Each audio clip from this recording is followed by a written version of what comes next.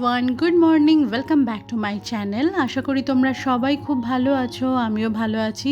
আমার আর একটা নতুন এনার্জেটিক ব্লগে তোমাদের সকলকে স্বাগত জানিয়ে আজকের ব্লগটা শুরু করছি।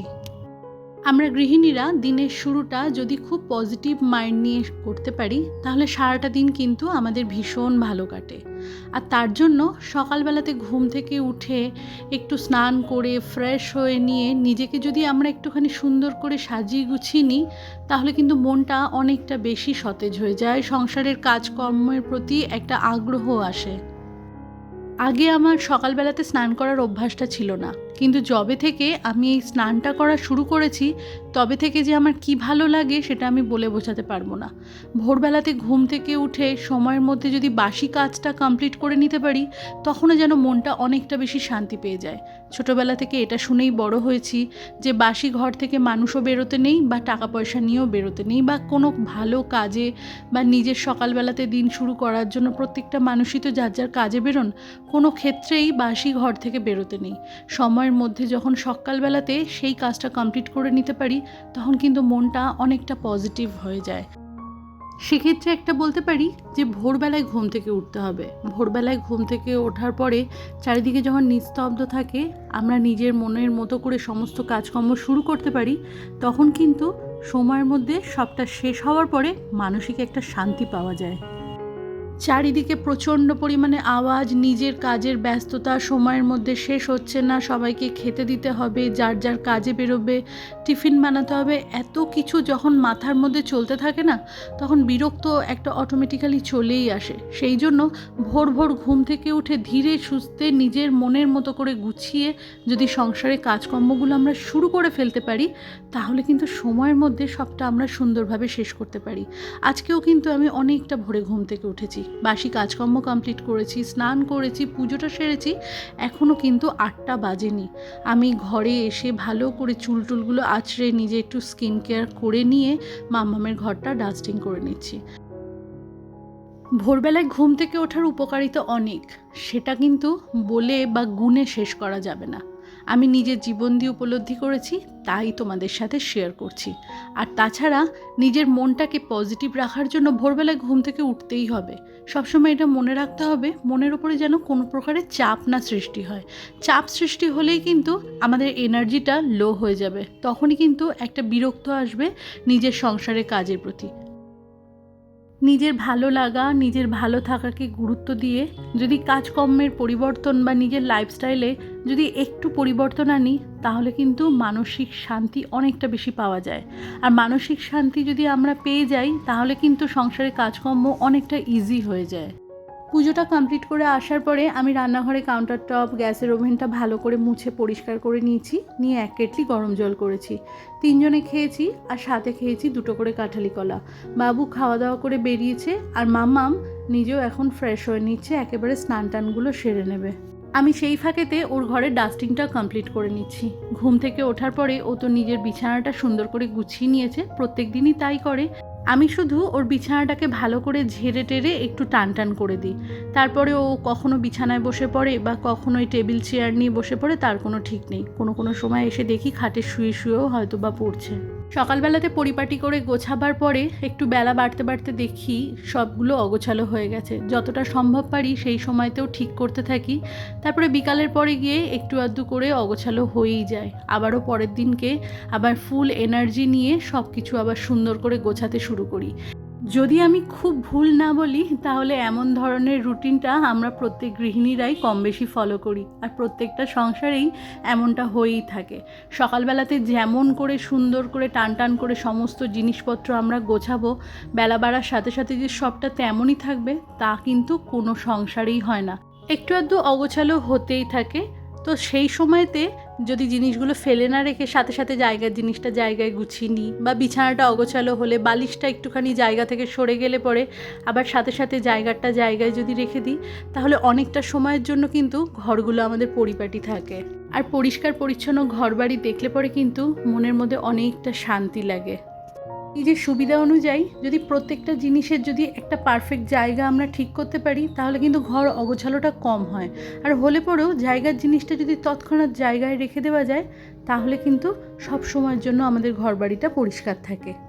এই কথাটা বললাম তার কারণ হলো, একটু খেয়াল করে দেখবেন আমাদের ঘর সংসারে এমন অনেক জিনিস আছে যার কিন্তু কোনো রাখার পারফেক্ট জায়গা নেই। তো আমরা কি করি, যে জায়গাটাতে খালি পাই সেইখানে সেই জিনিসটা রেখে দিই।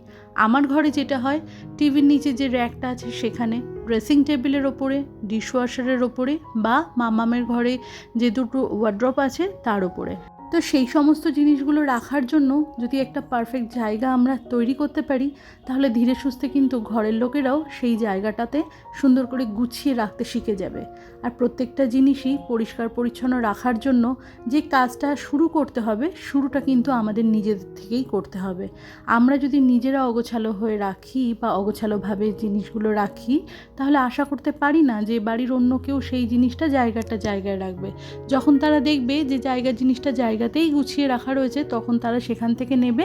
দুবার একবার বলে দেওয়ার সাথে সাথে আবার সেই জিনিসটা কিন্তু তারা সেখানেই রাখবে। ধীরে ধীরে এটা কিন্তু তাদের একটা অভ্যাসে গিয়ে দাঁড়াবে।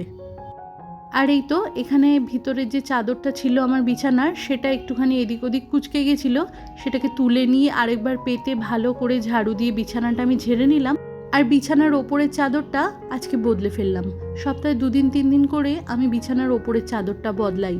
বেশি এই খাটটা ব্যবহার হয়, সে কারণে 2-3 দিনের বেশি আমি চাদরটা রাখি না। এখনও তো খুব একটা গরম পড়েনি, সেজন্য ভিতরের চাদরটা বেশ কয়েকদিন অন্তর অন্তরই বদলাচ্ছি। তা না হলে বেশ গরম পড়ে গেলে সপ্তাহে 2 দিন আমি ভিতরের চাদরটাও বদলে ফেলি। একটা কাঁচা ধোয়া পরিষ্কার চাদরের ওপরে বসতে শুতে কিন্তু বেশ ভালো লাগে, ওইটাই আমার একটা অভ্যাস। চাদরটা পাততে পাততে 2-3 দিন পর যখন একটুখানি কুঁচকে যায়, বা সেই কাঁচা ধোয়ার পরে যে একটা ফ্রেশ ভাবটা থাকে ওটা যখন চলে যায়, আমি তখন চাদরটা বদলে ফেলি।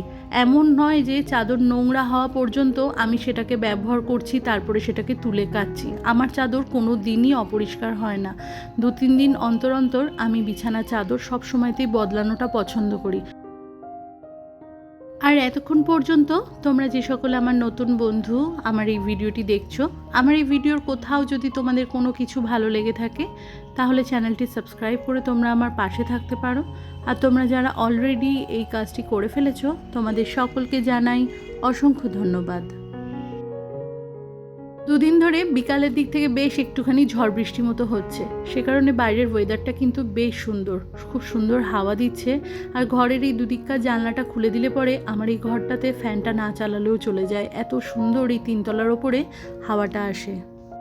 সকাল সকাল ঘর সংসারের কাজগুলো যদি একটুখানি সেরে নেওয়া যায়, তাহলে বেলাতে গরমের মধ্যে যে কষ্টটা হয় সেটা কিন্তু বেশ কম হয়। আজকে অনেকটা ভোরে উঠেছি, সেই জন্য অনেকটা সকাল সকাল ঘরের ডাস্টিং, বিছানাপত্র পরিষ্কারের কাজ, ওদিকে ওয়াশিং মেশিনটা চলছে, কাছাকাছি মোটামুটি সবটাই কমপ্লিট করে নিলাম। আর আজকে মামার বাড়ির থেকে সবাই আসবে, এখন ওই 8টা মতো বাজে। এরপরে গিয়ে দুপুরের জন্য রান্নাবান্না করব। আজকে দুপুরে রান্না হবে কলমি শাক ভাজা, পেঁয়াজ রসুন ফোড়ন দিয়ে মুসুর ডাল করব, সাথে পাঁপড় ভাজা, আর হবে মাটন কষা। গতকালের একটুখানি ভাত ছিল, সেই ভাতটা এই মুহূর্তে মাইক্রোওভেনে গরম করে নিলাম। 6টা ডিম একসাথে সিদ্ধ বসিয়ে নিয়েছি, 3টে আজকে সকালে জলখাবারের জন্য, আর বাকি 3টে আগামীকালের জন্য হয়ে যাবে। গতকালে একটু ডালও ছিল, সেই ডাল দিয়ে ভাত দিয়ে আর এই শশা পাশে কেটে দিলাম, সেটা দিয়ে বাবু জলখাবারটা খেয়ে নিচ্ছে। আমি আর মাম্মাম সকালবেলাতে ডিম সিদ্ধ, শশা আর একটুখানি ডাল ভাতই খেয়ে নেব। তারপরে দুপুরে রান্নাবান্না শুরু হবে। তবে আজকে ভিডিওতে দুপুরে রান্নাবান্না কোনো কিছুই আমি শেয়ার করব না, তাড়াহুড়ো আছে একটু, বুঝতেই পারছো। ক্যামেরা হাতে করে নিয়ে দুপুরের কাজকর্মগুলো করতে গেলে পরে অনেকটা দেরি হয়ে যাবে। মামিরা ওখান থেকে 10:30টার মধ্যে আমার এখানে চলে আসবে। ভাতটা পরে করব দেরি করেই, আর রান্নাগুলো তার আগে যতটা সম্ভব হয় চেষ্টা করব যে কমপ্লিট করে নেবার। কারণ বাড়ির থেকে সবাই আসার পরে আমরা রান্নাবান্না করব, তখন গল্প করতে একটু পারবো না, ওটা কিন্তু একদমই ভালো লাগে না। তাই জন্য আমি তাড়াতাড়ি ঘর সংসারে যেটুকুনি যা প্রত্যেক দিনের কাজ থাকে, একটা মর্নিং রুটিনে যা যা আমরা গৃহিণীরা করে থাকি, সেই সমস্ত কাজগুলো ঝটপট কমপ্লিট করে নিচ্ছি। তারপরেই দুপুরে রান্নাবান্নাটা শুরু করব। আজকে আমরা 11 জন খাবো, তো তার জন্য যতটা যা পরিমাণ লাগবে সবজিপত্র কাটাকাটি করা হয়ে গেছে, যেটুকুনি যা মাংসের জন্য মশলা লাগবে সমস্ত কিছু বেটে সব কিছু রেডি করা আছে, শুধু রান্নাটুকুনি বসাতে যা দেরি। এরকমভাবে আগের দিনকে রাত্রিবেলাতে যদি আমরা কিছু কাজকর্ম গুছিয়ে রাখতে পারি, তাহলে কিন্তু ঝটপট আমরা রান্না টান্নাগুলো কমপ্লিট করতে পারি। আজকে যে শাক বানাবো, গতকাল রাত্রে আমি শাকটা কুচিয়ে রেখে দিয়েছি, ডালটা সিদ্ধ করে রেখে দিয়েছি, পেঁয়াজ টিয়াজগুলো সমস্ত ছাড়িয়ে টাড়িয়ে রেখে দিয়েছি, খালি কুচিয়ে নিয়ে ডালটা ফোড়ন দিয়ে নেব, শাকটা আরেকদিকে ভাজা বসিয়ে নেব। মাংস বানাবো, 2.5 কেজি মতো মাটন বানাবো, তার জন্য যতটা পরিমাণে মশলা লাগবে সমস্ত মশলা টশলা বেটে পেঁয়াজ কেটে সমস্ত রেডি করা আছে, শুধু রান্নাটুকুনি বসাতে যা দেরি। ক্যামেরা হাতে নিয়ে রান্নাবান্নাগুলো করলাম না, কারণ ওই সময়তে একটু তাড়াহুড়ো করেই কাজকর্মটা করব, তাই জন্য ক্যামেরা হাতে থাকলে পরে 1 ঘন্টার কাজটা 2 ঘন্টায় গিয়ে দাঁড়াবে।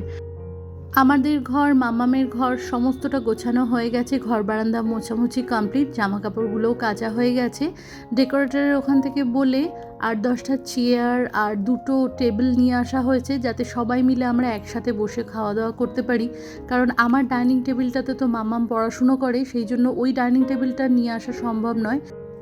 সকাল সকাল এসে ওই ডেকোরেটরের ওখান থেকে 2টো টেবিল আর 10টা মতো চেয়ার দিয়ে গেছে, এগুলো ছাদে এই কোণাতেই রেখে দিয়েছি, পরে এগুলো পেতে দেওয়া হবে।